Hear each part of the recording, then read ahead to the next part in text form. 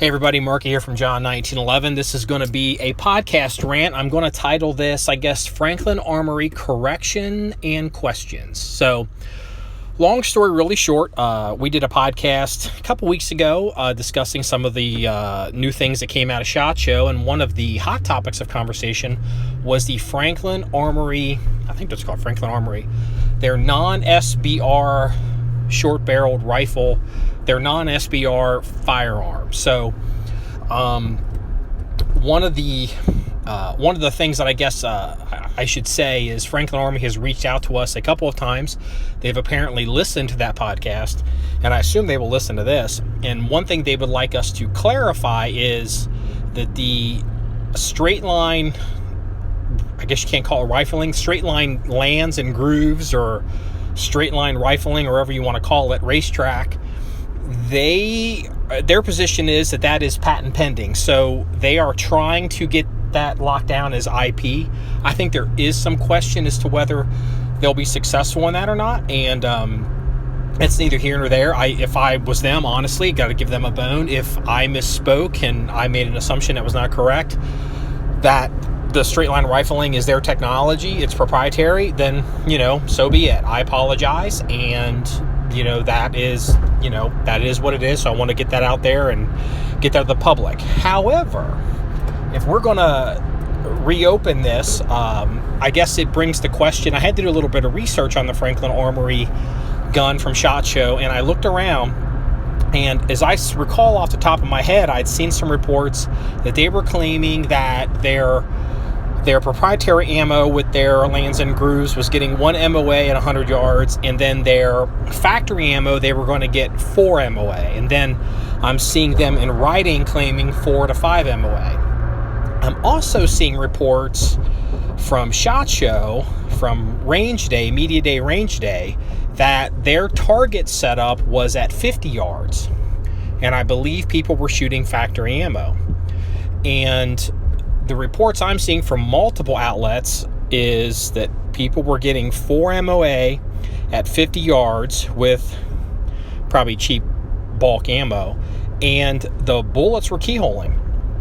Now, I don't have a problem with the MOA, and I don't have a problem with the bullets keyholing. I mean, at some point, that's if you have a rifle without rifling and without a twist, that's what you're going to eventually get. We've got hundreds of years of rifle barrels proving that point. So I guess that begs a couple of questions. The first question I have is the straight line lands and grooves, is that only for the benefit of their proprietary ammo, or does that also help stabilize factory ammo?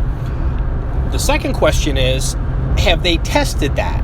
I'm curious, when they were developing this product, did they test smooth bore or other types of barrel designs with factory ammo, and did they see a decrease or change in the MOA at 50 and 100 yards with their straight line rifling? So,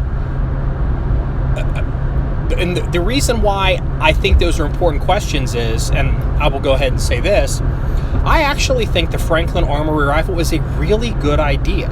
I think it's really thinking outside the box, and I'm kind of a fan of it. I think I'm smart enough and old enough to realize that, when things like the SIG brace came out, back in the day, a lot of people poo-pooed that. I didn't know what to think of it, but look what that has done to the firearms market as a whole, right now. I mean, I never would have predicted that this had gone as far as it had gone. So maybe the Franklin Armory firearm non-SBR rifle is the beginning of the next trend. I think that when I saw this gun and people were talking about 4 MOA accuracy, I was like, well, that's interesting. 4 MOA at 100 yards for a short range, say, vehicle weapon or room blaster or house blaster. Most engagement distances are going to be within 100 yards. I mean, let's be realistic here. As a civilian, most people listening to this podcast, as a civilian, you are going to have a very, very, very tough time justifying taking a shot at anybody at 100 yards. You're just going to have a hard time doing it. Now, obviously, we can create some kind of scenario where that's that would be legal.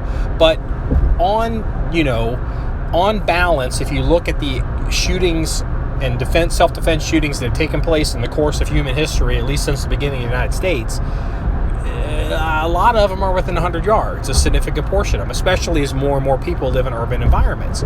So I think this non-SBR firearm thing is a fantastic idea. I'm really pulling for it. However, I think the real question that I think Franklin Armory has to ask of its potential customers, and I'm certainly one of them because I would like to get one, is am I going to buy their custom ammo to shoot through the gun, or am I going to buy the gun, ignore the custom ammo, and buy bulk ammo that we're currently running through Armory? Well, the answer is the second. No, I don't see anybody buying this custom ammo. Everybody's going to buy this gun, and they're going to run bulk ammo through it. A 4 MOA group is at 100 yards. That's very acceptable. A 4 MOA group at 50 yards, which is over 8 MOA at 100, that's a huge problem. Keyholing at 50 yards, that's, we were all hoping that maybe it wasn't keyholing at 50. I've seen AK-74s keyhole at 50. The problem is an 8 MOA shot at 100 yards for combat accuracy has the potential for a complete miss on a human target. That's a problem. That's a huge, I will at least say for me, that's a huge turnoff.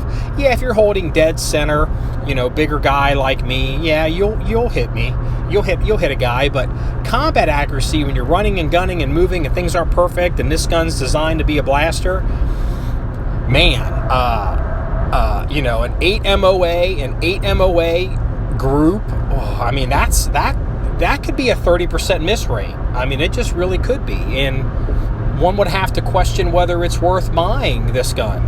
Also, I guess to get back to the original reason why I even got to this point that I have to publish this rant is if the straight line rifling doesn't make a difference with bulk ammo or factory ammo, standard ammo, why even have the straight line rifling anyway? Frieza and I were discussing this just yesterday. There is no reason why we couldn't go out and get a receiver that hasn't been designated a rifle or a pistol and construct a, quote, firearm with a 11 or 12 inch barrel ourselves and do this a lot cheaper than, say, $2,000 or whatever it is that Franklin Armory is currently selling this gun for. So if the real question here is, does the straight line rifling affect factory ammo? Have they tested it? Can they prove it? And that'll answer whether the market's going to buy this or not. I'm pulling for the gun. If anything, I'm pulling for it the way the SIG brace kind of changed the market. And in closing, to mention the SIG brace, consider the following. The Franklin Armory gun, it's a beautiful idea, but consider that it's a carve-out created by government interference in the market. And just like the SIG brace is pushing the idea that more and more people want to get SBRs off the NFA, all the ATF has to do is change SBRs, and this gun goes away. It goes away as a product. So, something to consider. Anyway, I'm sure we'll have more about this on our blog page, john1911.com. That's JOHN1911.com. Remember, it's all about shooting guns and having fun. Everybody, have a good day.